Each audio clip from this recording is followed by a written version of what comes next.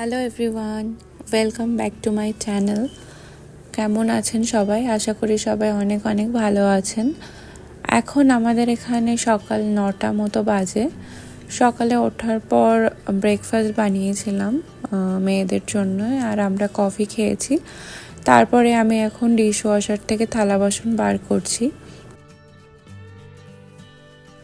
অন্যদিন ঘুম থেকে ওঠার পর প্রথমেই আমি ডিশ ওয়াশার থেকে থালা বাসন বার করে নিই, তারপরে আমি ব্রেকফাস্ট বানাই। কিন্তু আজকে আমি আগে ব্রেকফাস্ট বানিয়েছি, তারপরে আমি এখন ডিশ ওয়াশার থেকে থালা বাসন বার করছি। আর সকালে যেহেতু আমি ব্রেকফাস্ট বানিয়েছি, তাই জন্য কয়েকটা থালা বাসন সকালেরও হয়েছে।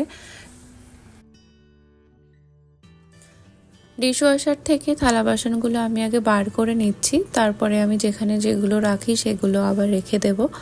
আর সকালে ব্রেকফাস্ট করার পরেও কিছুটা থালা বাসন হয়েছে, তো প্রথমে আমি ডিশ ওয়াশারটা আগে খালি করে নেব, তারপরে আবার সকালের যে ব্রেকফাস্টের থালা বাসনগুলো আছে ওইগুলো আবার আমি ডিশ ওয়াশারের মধ্যে রাখবো। তারপরে সারাদিন আস্তে আস্তে থালা বাসন যত আর কি ইউজ করব, তারপরে আস্তে আস্তে ধুয়ে ধুয়ে আমি রেখে দেবো। আর রাত্রেবেলা গিয়ে তারপরে আমি ডিশ ওয়াশারটা আর কি অন করে দেবো।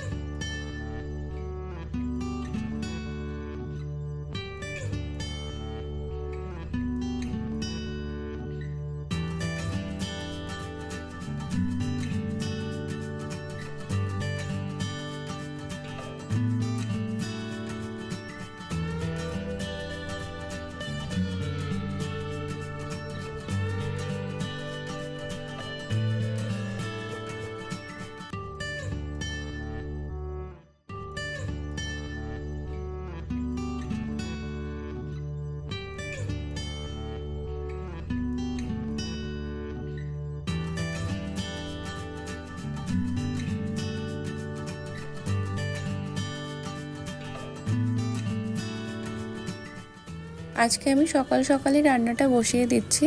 রান্না করার পর তারপরে আমি আজকে একটু বাইরে যাব।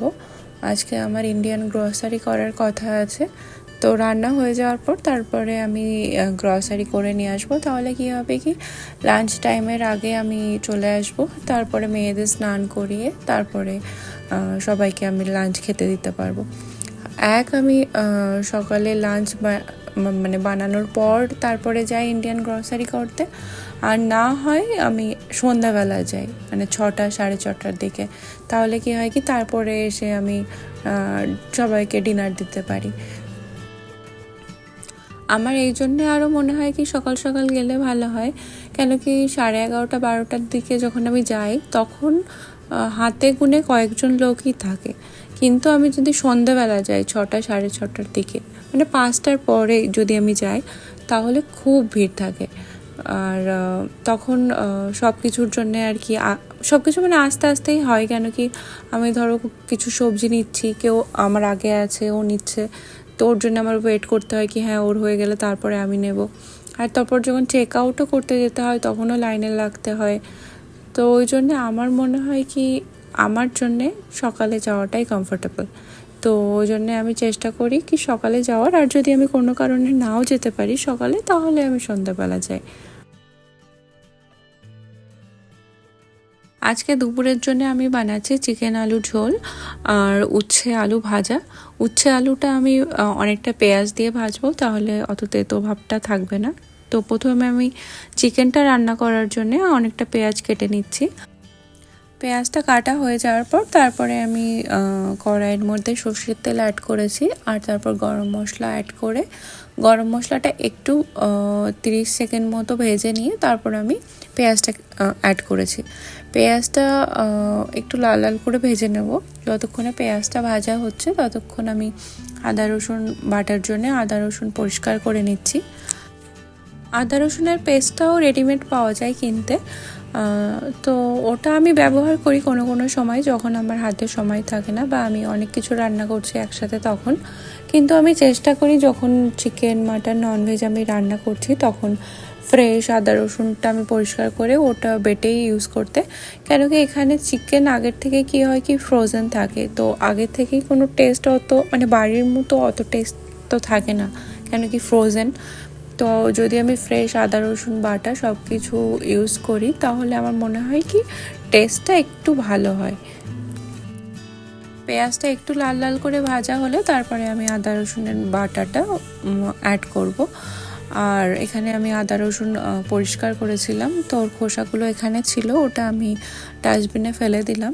এরপরে আমি এর সাথে সাথেই আমি উচ্ছে আলুটাও ভেজে নেব, ওই জন্য আমি উচ্ছেটাও কেটে নিচ্ছি। উচ্ছে বানালে কোনো কোনো সময় আমি লবণ দিয়ে উচ্ছেটা পানির মধ্যে ভিজিয়ে রাখি, তাহলে কি হয় কি উচ্ছের যে তেতো ভাবটা থাকে ওটা খানিকটা কম হয়ে যায়। আমার মেয়েরা উচ্ছে আলু ভাজা খায়, কিন্তু কোনো কোনো সময় কি হয় কি অনেক তেতো হয় যদি, তাহলে ওরা খেতে চায় না। তো তার জন্য কোনো কোনো সময় যদি আমি জানি কি আগের থেকে কি হ্যাঁ আমি উচ্ছে বানাবো, তাহলে আমি চেষ্টা করি কি ওই প্রসেসটা করার।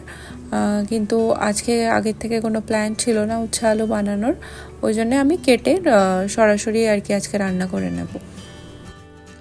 ওদিকে উচ্ছেটা আমার কাটা হয়ে গেছে, এখানে পেঁয়াজ রসুনটাও ভাজা হয়ে গেছে। এরপর আমি চিকেনটা আগের থেকে লবণ হলুদ লঙ্কার গুঁড়ো দিয়ে ম্যারিনেট করে রেখেছিলাম। তো চিকেনটা অ্যাড করার পর আমি খানিকক্ষণ বলতে 1-2 মিনিট মতো ভালো করে ভেজে নেব। তারপরে আমি এক এক করে মশলা অ্যাড করব। মশলাতে যেরকম নর্মালি ঘরের মশলা ইউজ করা হয়, যেরকম হলুদ গুঁড়ো লঙ্কার গুঁড়ো জিরে গুঁড়ো ধনের গুঁড়ো এইগুলোই অ্যাড করছি আমি। এগুলো অ্যাড করার পর আমি ভালোভাবে আর কি কষিয়ে নেব।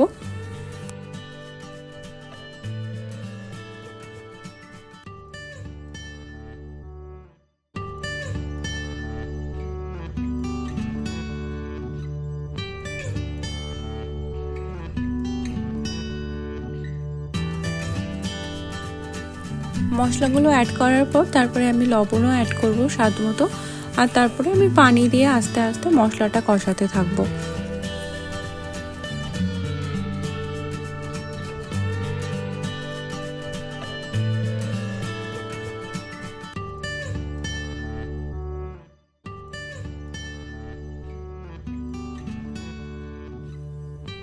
চিকেনের মশলাটা এদিকে কষতে থাক, ওইদিকে আমি উচ্ছে আলু ভাজার জন্য আমি আর একটা কড়াই নিয়ে নিয়েছি, আর তার মধ্যে আমি তেল অ্যাড করেছি। তেলটা অ্যাড করার পর আমি তেলটা একটু গরম হতে দেব, তারপরে আমি আলু উচ্ছেটা অ্যাড করব। তাহলে কি হবে কি আলু উচ্ছেটা কড়াইতে লেগে যাবে না। আর এদিকে আমি একটা টমেটো কেটে রেখেছিলাম, টমেটোটা আমি চিকেনের মধ্যে অ্যাড করলাম, আর ভালো করে আমি চিকেনের সাথে মিক্স করে দেওয়ার পর আমি লিডটা দিয়ে দেব। তাহলে আর তারপরে আমি 1 মিনিট মতো রেখে দেব, টমেটোটা ততক্ষণে গলে যাবে। তেলটা গরম হয়ে যাওয়ার পর তারপরে আমি কেটে রাখা উচ্ছেগুলো অ্যাড করে দিলাম। এরপরে আমি ভালো করে মিক্স করে দিচ্ছি, আর এদিকে উচ্ছেটা হতে থাক। তার মধ্যে আমি যে চিকেনের মধ্যে আলুগুলো দেবো, ওই আলুগুলো আমি পরিষ্কার করে নিই, পরিষ্কার করে কেটে তারপরে আমি চিকেনের মধ্যে আলুগুলো অ্যাড করে দেবো।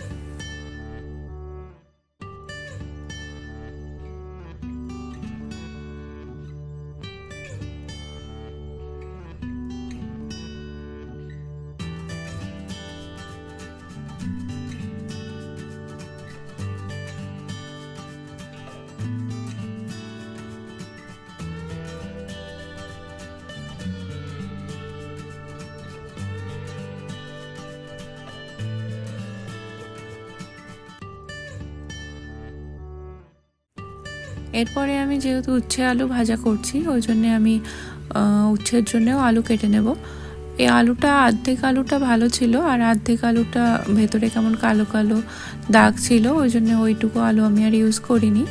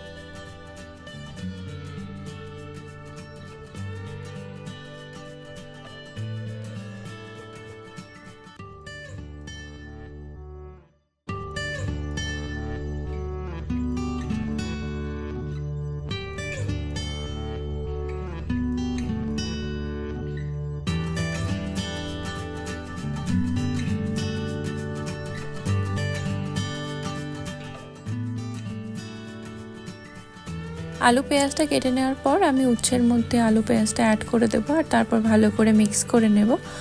আর তারপরে আমি স্বাদ মতো লবণ আর হলুদ অ্যাড করব। দিয়ে ভালো করে আমি মিক্স করে নিয়ে আমি ঢেকে দেবো খানিকক্ষণের জন্যে।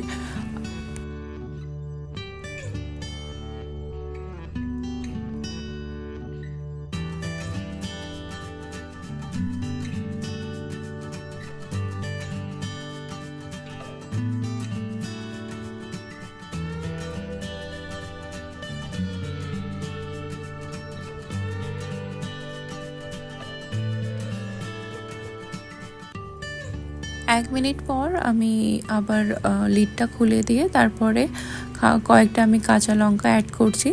এখানে আমি রান্না করছিলাম আর আমার ছোটো মেয়ে এখানে ঘুরঘুর ঘুরঘুর করছিল। এখানে নিচে আর কি এখানে চাল রাখা আছে, তো বারবার আসে রান্নাঘরে, তারপরে ওই চাল নিয়ে খেলা করে। তারপর আমাকে বলতে হয় কি রেখে দাও, তারপরে আবার রেখে দেয়। তারপরে আবার যখন আমি থাকি না তখন ও আসে।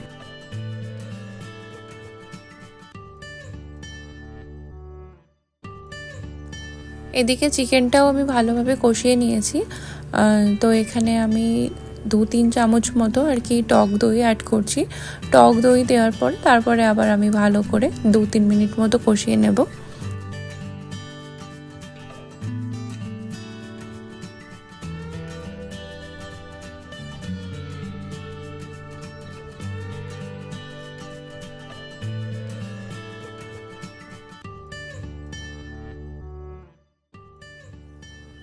আর তারপর যখন মশলা দিয়ে একদম তেল ছেড়ে দেবে, ভালো করে আর কি কষানো হয়ে যাবে যখন, তখন আমি পানি অ্যাড করব।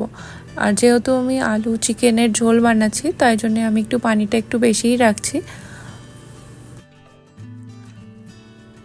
আর এখানে আমি 2টো কাঁচা লঙ্কাও অ্যাড করে দিলাম, আর তারপরে আমি লিডটা দিয়ে দেবো। দিয়ে আমি লো আছে 15 থেকে 20 মিনিটের মতো রেখে দেবো।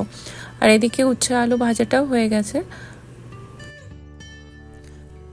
তেলটা আর কড়াইটা আমি ভালো করে গরম করে নিয়েছিলাম, তাও নিচে থেকে অল্প অল্প ধরে গেছে উচ্ছে আলুটা। তো উচ্ছে আলুটাও হয়ে গেছে, আর ওদিকে চিকেনটাও হয়ে যাবে, 10-15 মিনিটের মতো লাগবে।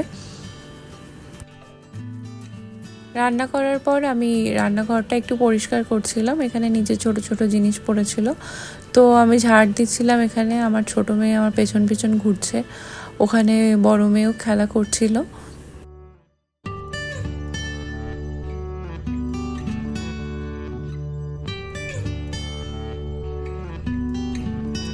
এদিকে আমি ভাতটাও বসিয়ে দিলাম।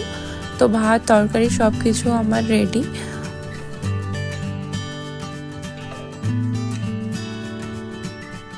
চিকেনটাও রেডি হয়ে গেছে, খুব সুন্দর কালারে এসছে। তো চিকেনটার ওপর আমি এখন গরম মশলার গুঁড়ো আর ভাজা জিরে গুঁড়ো আর 1 চামচ মতো আমি ঘরে বানানো ঘি অ্যাড করে দেবো।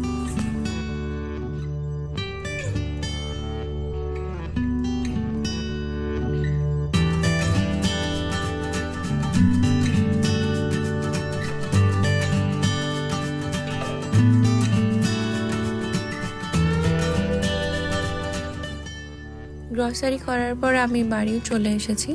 এখানে সব কিছুই পাওয়া যায়। তো আজকে এগুলো হলো আজকের বাজার। আর সবুজ সবজিও নিয়ে এসেছি অনেক কিছু, ভেন্ডি, তারপরে উচ্ছে, একটা ফুলকপিও নিয়ে এসেছি, আর একটা আম নিয়ে এসেছি টক ডাল রান্না করার জন্যে। আর এই যে লেসটা দেখা যাচ্ছে, এই লেসটা হলো ইন্ডিয়ায় যে লেসটা পাওয়া যায় ওই ফ্লেভারের।